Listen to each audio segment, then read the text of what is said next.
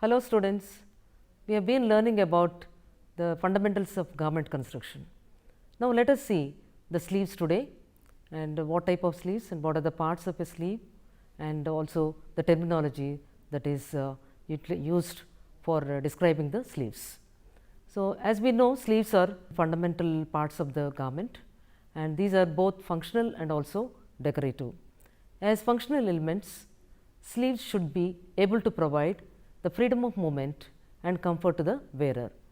As design elements, sleeves should complement the bodies to which they are attached.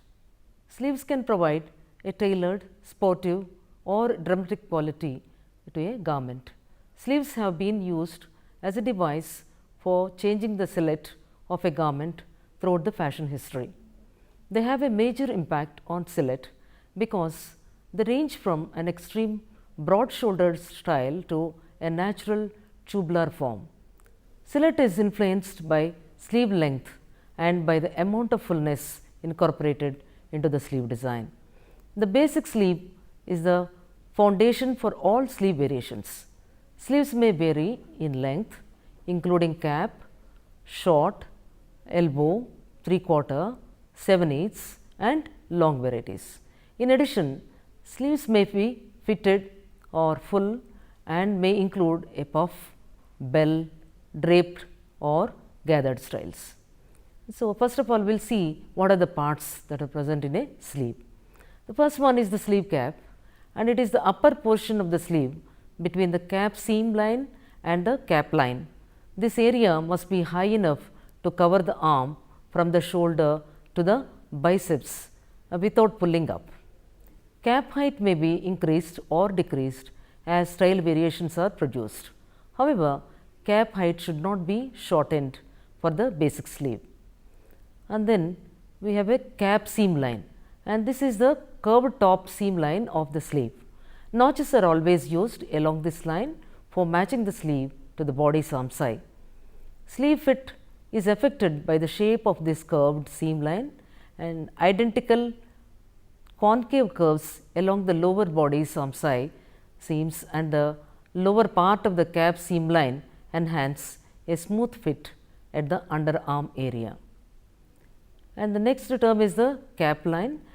The horizontal line that joins the two underarm corners is termed as cap line. It is the widest part of the basic sleeve and also designates the bicep line and crosswise grain. And we have the term called underarm seam and the two vertical seams that extend down from the cap line corners to the length of the sleeve. On the basic sleeve, the front underarm seam is a slight inward curve, whereas the back is a slight outward curve. We have another term called elbow darts and darts that shape the sleeve to fit the natural bend in the arm and allow for arm movement. They are located at the back underarm seam. And elbow line is a perpendicular to the grain line and goes through the pivot point of the single dot sleeve or the common pivot point of a 2-dot or 3-dot sleeve. It serves as a reference in design development. Another term is the wrist line and the line across the bottom of the sleeve that joins the ends of the underarm is called as the wrist line. And of course, all of us know about the grain line, but it is a line that is perpendicular to the cap line and extends the length of the sleeve. And coming to the sleeve terminology, the terms that are being used to describe the different types of sleeves are: one is the drop shoulder and the sleeve is attached to an armhole shaped to extend wider than the natural shoulder. It is called as the drop shoulder. And elbow length is any style sleeve that ends at the elbow is called elbow length.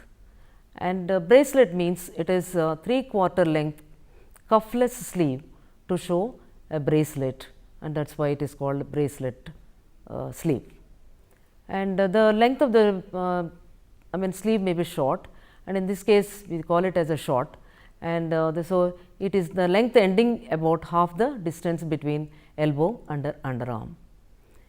Generally long sleeve tapers to the wrist, so it can be pushed up to stay in place, and so it may be called as even push up sleeve.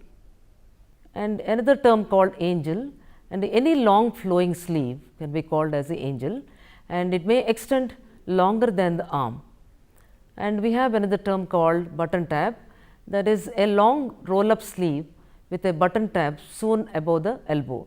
The sleeve is rolled up and fastened by the tab with buttonhole and button, maybe either satin sleeve or a shirt sleeve.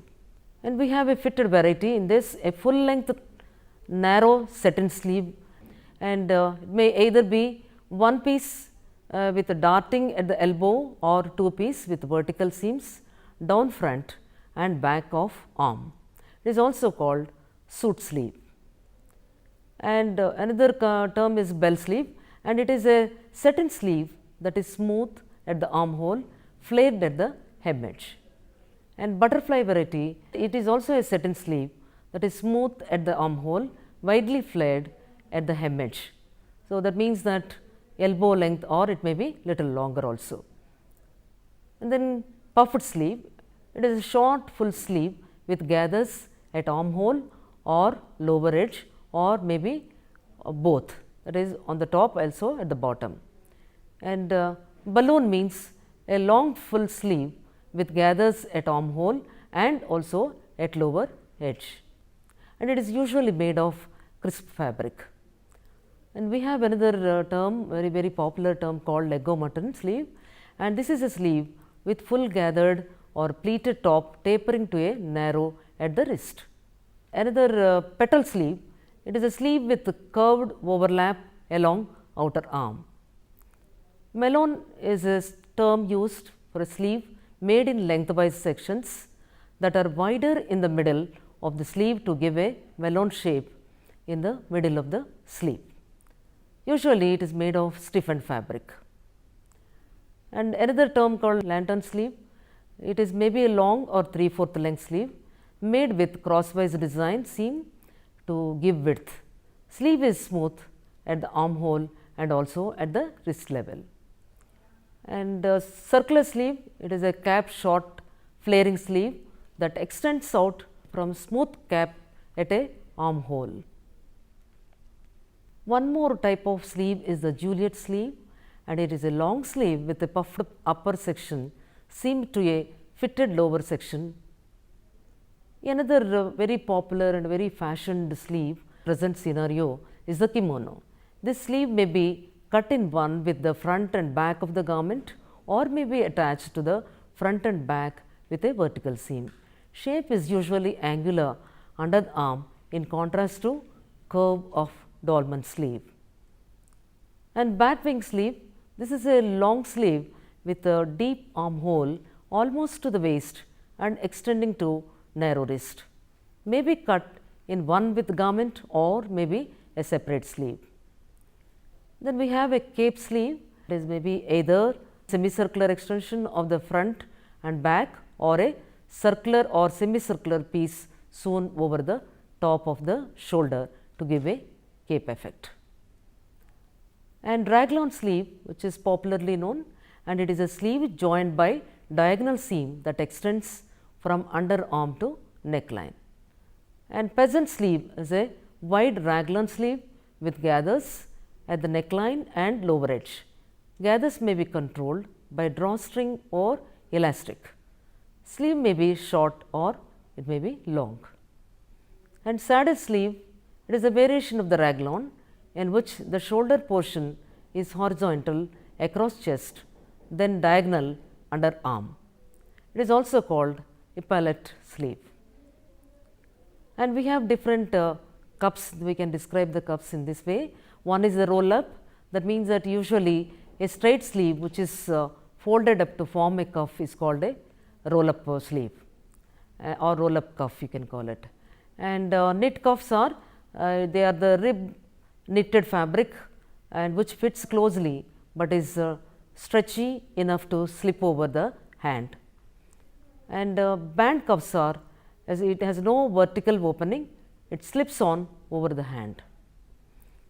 Barrel, a band of the fabric stitched to the sleeve. Usually it is closed with 1 or 2 buttons, and so it is also called single cuff. We have a French cuff, that is wide cuff, which turns back and is fastened with a cuff link through all layers of the fabric. And gauntlet, it is a wide turned back cuff that flares wide at the arm and tapers towards the wrist. And so, now we are familiar with the terminology that is being used for the sleeves. So, now let us see what are the styles that are present. Sleeves may be considered mainly under 3 categories. One is the classic, second is casual, and shirt sleeves. The sleeve style is mainly determined by the height of the sleeve cap. When we take the classic sleeve, the sleeve found in most of the traditional tailored and fitted styles, and it can be drafted with or without an elbow dart, and it should be attached to an armscye where the shoulder point at the armscye ends at the shoulder tip. Thus, the armscye is not dropped off the shoulder. The classic sleeve is characterized by a high sleeve cap. The higher sleeve cap is much more formal and attractive when movement is not a priority. The armhole depth on the bodice could be raised slightly to provide a bit more freedom of movement without sacrificing aesthetics. The classic sleeve is a trade-off between style and the mobility. Coming to the casual sleeve, a less tailored style, it is called the casual sleeve, and the body's armhole shoulder point is extended or dropped off the shoulder from half to 1 inch, and diagonal wrinkles will form at the armscye as a result of this. However, greater freedom of movement is possible in this, and so the casual styles are a nice compromise between formal classic styles with a little freedom of movement and sloppy shirt styles. And the third style of sleeve is the shirt sleeve. Shirt sleeve provides a fresh and a casual look to a sportive garment. The most distinctive feature is that it has a shallow cap height with a higher than normal bicep level. This type of sleeve is designed to team with an extended shoulder garment. This emphasis on the shoulder allows the sleeve to fit smoothly into the desired armhole with only minimum amount of ease. A shirt sleeve may be styled short, long or 3/4 length. The sleeve design allows freedom of movement and provides good comfort as it has generous bicep fit. Let us see what are the basic sleeve types. And there are 2 basic sleeve types. They are satin sleeves and sleeves and bodice combinations. First of all, let us see what are the satin type of sleeves that are present. Satin sleeves are the sleeves attached to the body's armholes. Satin sleeves are eased, gathered or tucked and sewn into the body's armscye seam. A variety of sleeve styles and also design modifications are possible, including changes in the sleeve length, amount of fullness, cap height and also hemline finishes. If a change in the sleeve length is desired, it is made prior to additional pattern work. A change in the cap height results in a sleeve that relates differently to the body that does the basic sleeve. The sleeve stands away or just out from the arm if the sleeve cap is shortened, whereas a higher than normal cap produces a sleeve that extends above the normal shoulder line. It sometimes needs a longer underarm seam to allow the arm to move more freely up and down or to allow greater ease to move an arm forwards and backwards without the feeling of the sleeve pulling. And in this let us see what are the other types also. One is the basic satin sleeve, and in this sleeve It maintains the original cap. No changes are made to the cap seam line either in the width or in the height. And we have a 3/4 line, again 3/4 satin sleeve, and it is the simplest form and is made from the basic sleeve sloper. A 3/4 length can be introduced into many sleeve designs such as straight, bishop, deep armhole, etc., and the lower edge maintains the shape of a new sleeve design. Coming to the straight style, it is a rectangular below the cap line and it is wider than the basic sleeve below the cap line. This sleeve serves as a foundation for other sleeve designs. And we have another style called roll up. The roll up sleeve has a wider hem and self cup. It is made from the straight sleeve and has markings to indicate the fold lines and also the roll lines.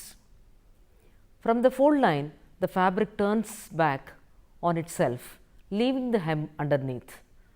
This sleeve is generally used for shirts.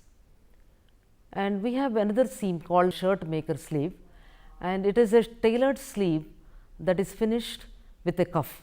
It can be developed from the basic sleeve and it is shortened for a cuff and a slit is provided for hand entry. The hemline of the sleeve may be gathered, pleated or tapered into a cuff of any desired width. The shirt maker sleeve is adjusted for casual and sports garments having a modified armhole. A placket opening at the lower edge is used in conjunction with a cuff to allow entry for the hand. Then we have a different variety of sleeves and in which there is a fullness present, and so the added fullness and cap variations are present, and let us see what are these things. And fullness is added to the sleeves in the same way as to the other pattern pieces. When fullness is created at the lower edge, a shorter than average cap is produced, and which pulls the sleeve away from the body.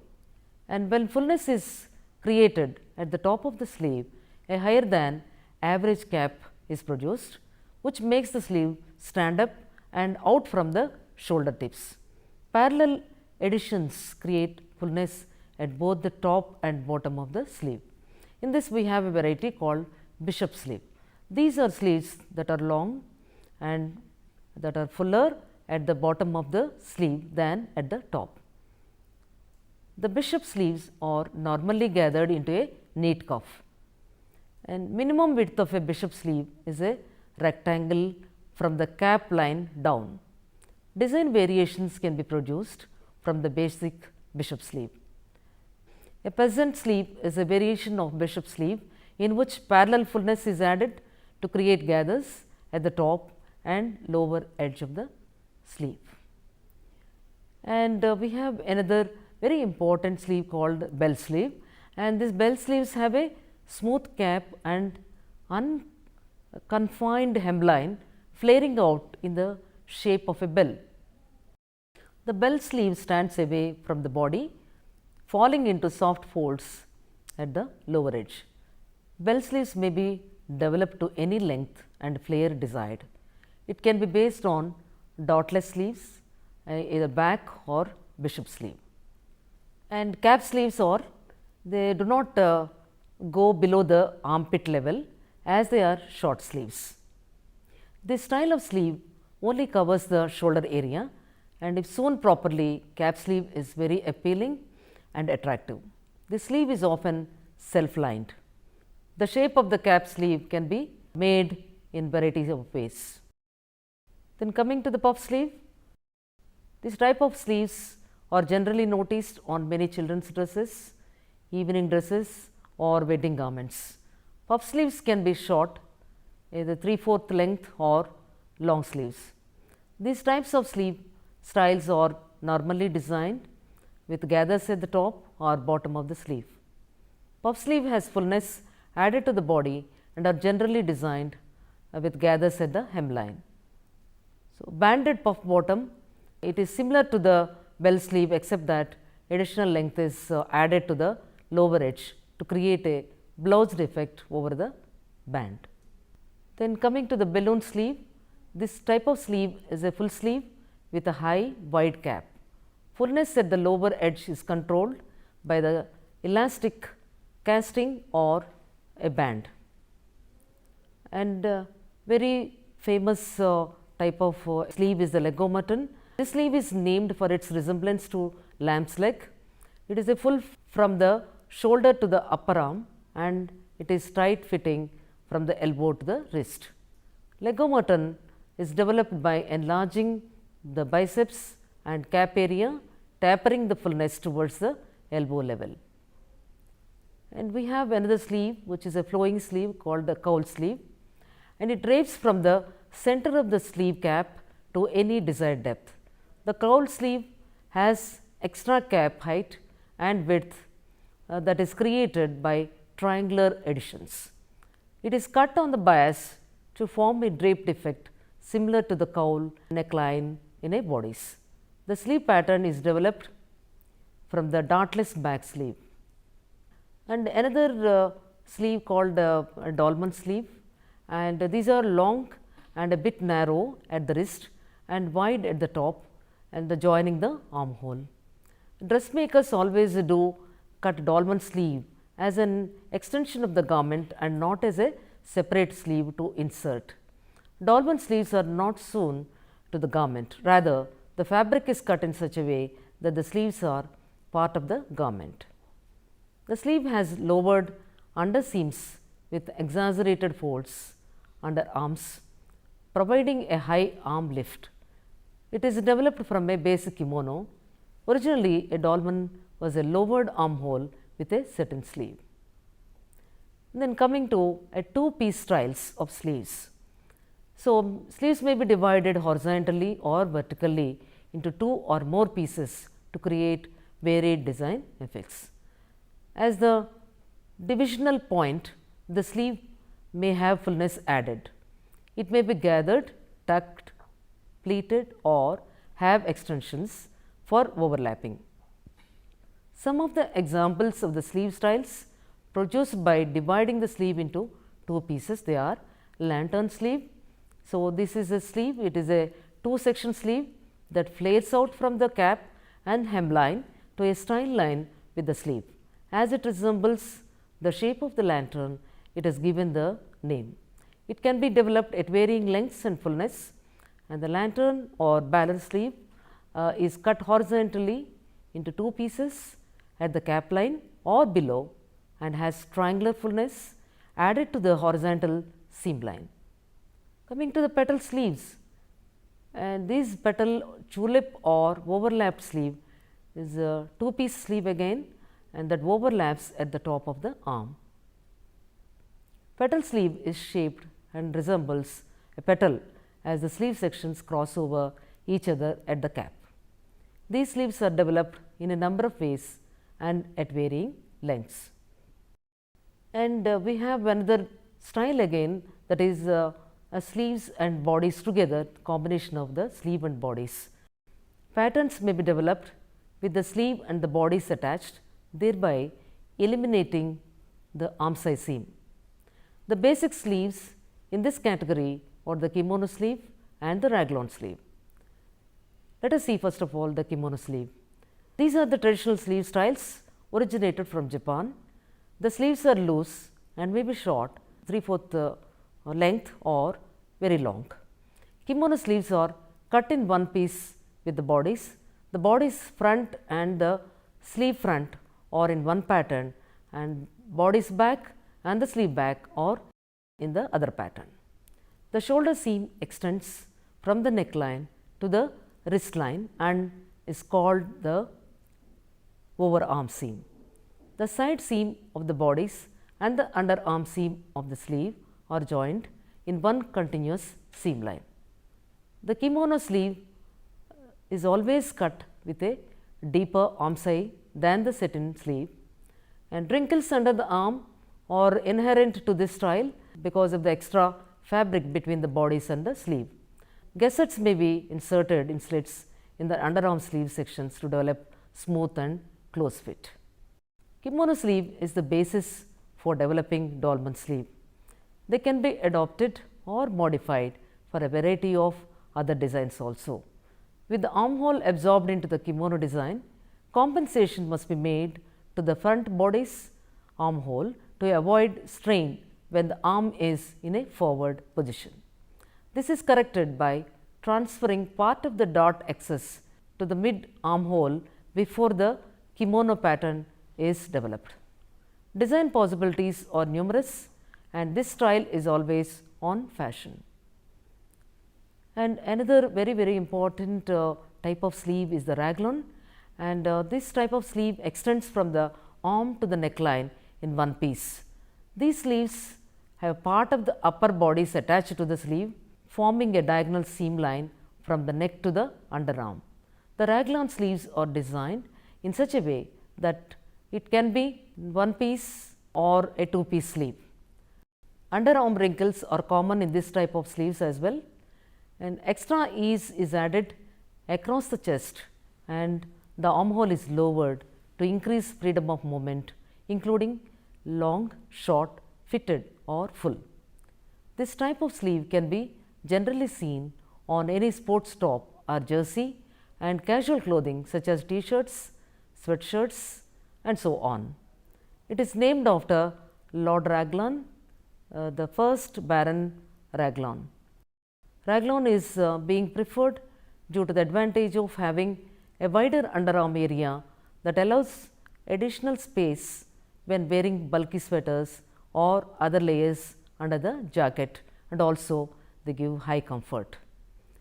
As there is no shoulder seam, it gives a casual look. And let us see what are the standards that are required for a well fitted sleeve. It should not slip from the shoulder for any style or any comfort level, and the armhole curve must be smooth and gradual, and it should not have any sharp edges, and there should not be any diagonal wrinkles under the armpit, and the lengthwise grain should be straight from armholes to elbow, and it should be snug fitting and should not be tight in lower part of the sleeve. The sleeve should never twist away.